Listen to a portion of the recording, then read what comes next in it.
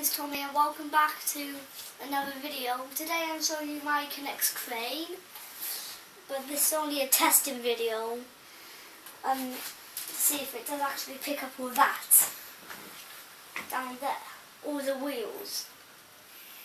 It's got to pick up that. I don't know if it can, but that's why I'm testing it. I'm calling this a testing video because it's a test. That one is to go down. This one is to go up. So now it's going to be going up. And watch and see if you can pick it up. 3, 2, 1, go. We'll wait there. Bring that back down because it's falling off. I just need to be picking it up like that then. And press.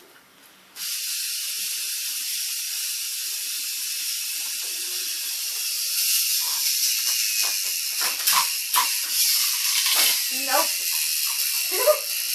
And once I hold it back, that's what.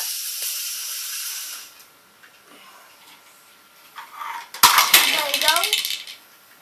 So it can't. I'm going to bring that back down now. What do you think was wrong with it? And what do I think what's wrong with it? Well, the motor, the battery isn't completely up. That's a really strong motor and that's probably too much weight. So if I take this off instead, do it like this, that might be able to make a change. This way you can actually lie down. This is one of those. Take that up.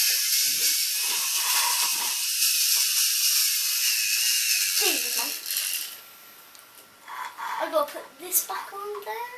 There you go. Then carry on.